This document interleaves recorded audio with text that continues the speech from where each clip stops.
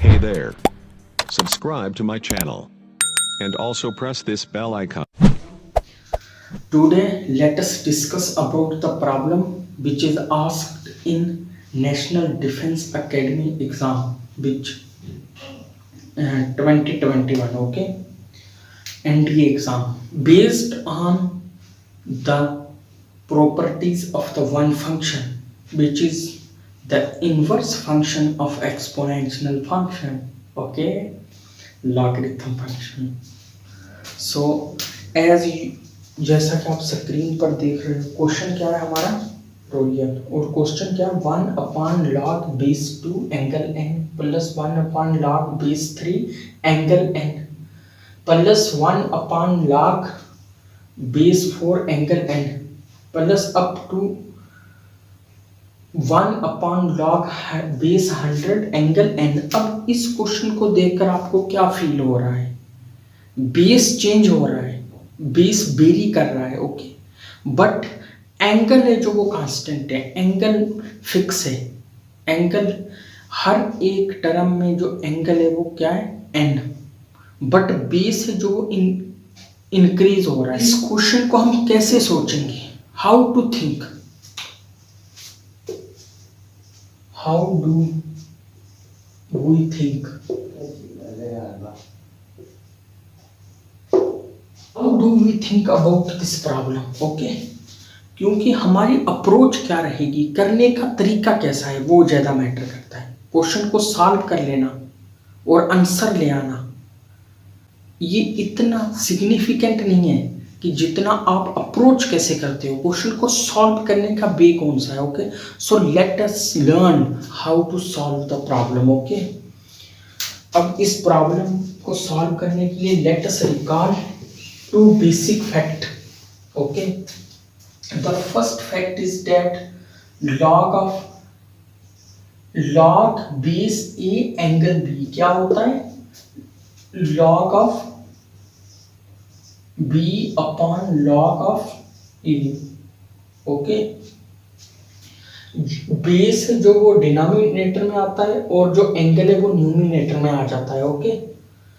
First ये concept है। अब जब लॉग यहाँ आ जाता है फिर इनका बेस क्या होता है? फिर इनका दोनों का सेम बेस हो जाता है ई, ओके। चाहे आप उसे लिखो चाहे नहीं लिखो। जैसे हम किसी नंबर 4 × 1 होता है तो हम 4 ही लिखते हैं उसको, okay.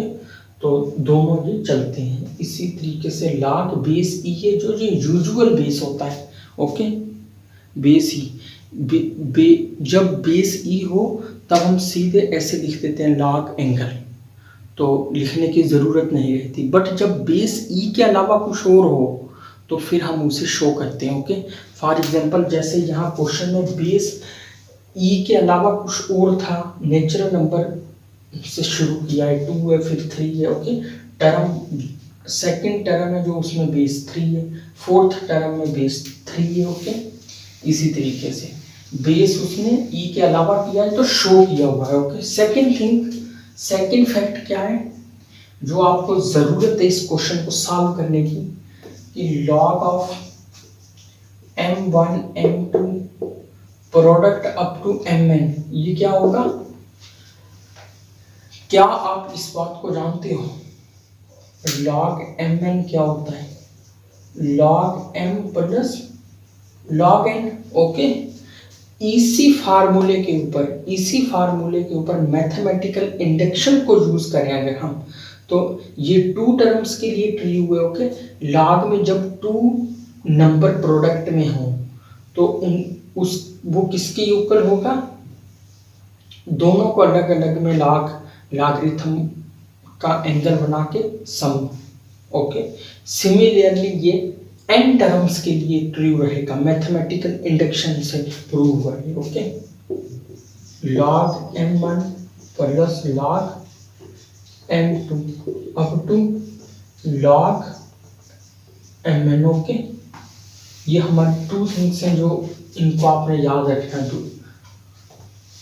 For solving the problem. So let us solve the problem. how to approach the problem, okay. Problem क्या है हमारा, लॉग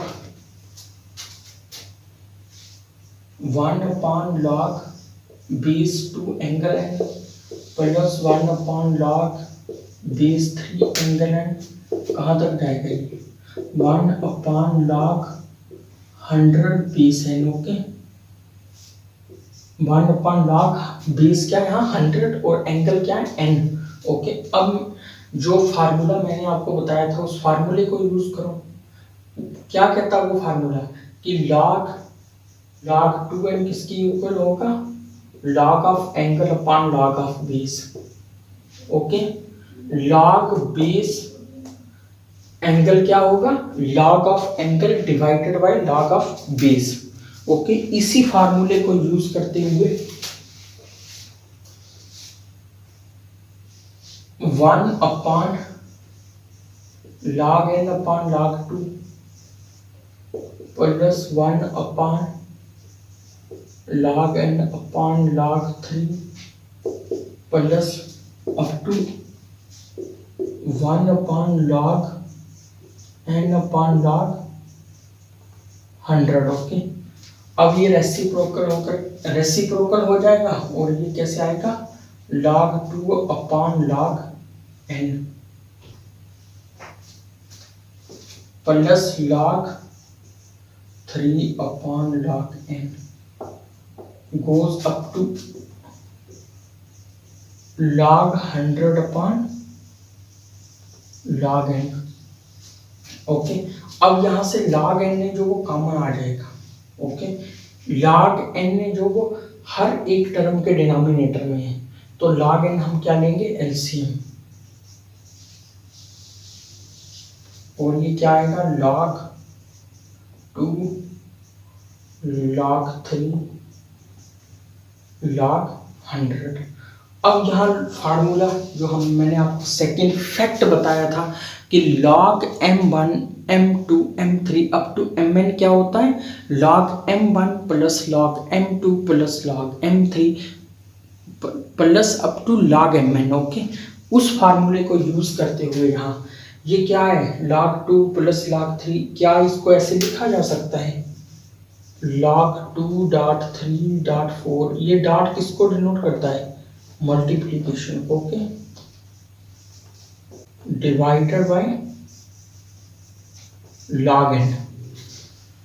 ओके, n फैक्टोरियल क्या होता है, n of n minus 1 n minus 2 up to 2.1। Okay, similarly 100 factorial क्या होगा, उसने n की हमें क्या वैल्यू दी हुई है 100 फैक्टोरियल। ओके, 100 फैक्टोरियल क्या होगा 100 मल्टीप्लाई 99 मल्टीप्लाई करते कहाँ तक 2 मल्टीप्लाई 1। ओके, तो log के अंदर जो ये एक्सप्रेशन है 2.3.4.5 अप टू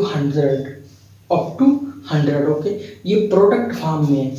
ओके, तो क्या इसे 100 फैक्टोरियल लिखा जा सकता है या नहीं, जैसे 4 फैक्टोरियल को हम क्या लिख सकते हैं 4 मल्टीप्लाई 3 मल्टीप्लाई 2 मल्टीप्लाई 1, क्या इसको ऐसे नहीं लिख सकते, क्या इसको फिर ऐसे नहीं लिख सकते 4 फैक्टोरियल को 4 मल्टीप्लाई 3 मल्टीप्लाई 2 मल्टीप्लाई 1, तो इसको हम ऐसे भी करके लिख सकते हैं 1 मल्टीप्लाई 2 मल्टीप्लाई 3 मल्टीप्लाई, फिर इसको फर्दर ऐसे भी लिख सकते हैं 1 को हटाकर, क्योंकि 1 से मल्टीप्लाई करने पे क्या होगा वही सेम रहेगा। ओके, तो क्या ये 2 मल्टीप्लाई 3 मल्टीप्लाई 4 यहाँ तक लिखा तो क्या आया 4 फैक्टोरियल, और अगर 5 फैक्टोरियल उसको कैसे लिख सकते हैं 2 मल्टीप्लाई 3 मल्टीप्लाई 4 मल्टीप्लाई 5, तो 100 फैक्टोरियल को कैसे लिख सकेंगे 2 multiply 3 multiply 4 multiply 5 up to 100, तो यही तो ये टर्म है, तो क्या इसे मैं 100 फैक्टोरियल नहीं लिख सकता। ओके, लिख सकता हूँ, तो ये क्या आएगा log 100 factorial divided by log n। अब n क्या है, n तो उसने गिवन दिया हुआ है 100 फैक्टोरियल। ओके, तो करो पुट n को 100 फैक्टोरियल log ऑफ 100 फैक्टोरियल, तो ये हमारे पास क्या आ चुका है 1, तो इसको का ऑप्शन नंबर 2 करेक्ट है। आंसर क्या है इसका 1। ओके, तो सिमिलरली एनडीए में क्या होता है, क्वेश्चन तो वो चेंज करता है, वैल्यूज को चेंज करता है, बट कॉन्सेप्ट सेम रहता है। ओके, कॉन्सेप्ट सेम रहता है। अब इस क्वेश्चन को वो कैसे चेंज कर सकता है, जो पॉसिबिलिटी है उसकी चेंज करने की, वो मैंने चेंज किया हुआ है। क्वेश्चन कैसे चेंज कर सकता है, ओके, जैसा कि आप स्क्रीन पर देख पा रहे हैं, log n 2 की power m plus log n 3 to power m plus log base 4 to power m plus up to log n 100 to power m। Okay, ये क्वेश्चन है और इसमें क्या है, इसमें बेस है जो वो फिक्स है और एंगल है जो वो डिफरेंट